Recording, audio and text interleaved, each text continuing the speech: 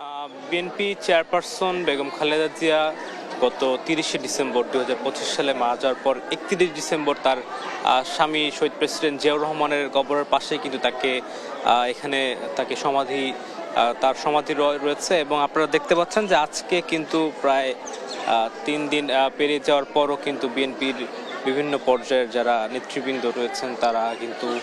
এই শহীদ প্রেসিডেন্ট জিয়াউর রহমানের যে মাজার যেখানে শায়িত আছেন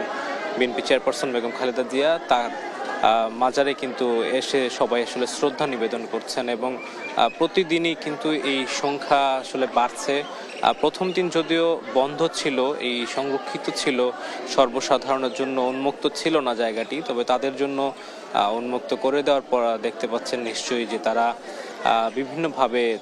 তাদের বেগম খালেদা জিয়ার জন্য দোয়া করতে আসছেন এবং একই সঙ্গে মোনাজাত করছেন। এবং এই মাজারের একটি প্রান্তে কিন্তু একটি স্টেজ করা হচ্ছে, অস্থায়ী মঞ্চ, সেখানে কিন্তু প্রতিনিয়তই বেগম খালেদা জিয়া ও জিয়াউর রহমানের জন্য দোয়া এবং মোনাজাত করা হচ্ছে, কোরআন শরীফ পাঠ করা হচ্ছে। এবং বিএনপির পক্ষ থেকে কিন্তু বেগম খালেদা জিয়ার নাতি জাইমা রহমান তিনি গতকাল এসেছিলেন সপরিবারে তার মাজারে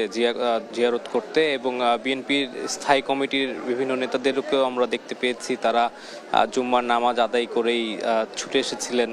তাদের প্রিয় দেশনেত্রীর মাজারে তার জন্য দোয়া করতে। এবং এখানে অনেকেই আসলে আবেগে আপ্লুত হয়েছেন, তারা দীর্ঘদিন বেগম খালেদা জিয়াকে রাজনীতির মাঠে সঙ্গ দিয়ে আসছিলেন, হঠাৎ তার যে চলে যাওয়া বা তার যে বিয়োগ সেটি কিন্তু তারা আসলে কিছুতেই মেনে নিতে পারছে না, যার কারণে তারা কিন্তু আসলে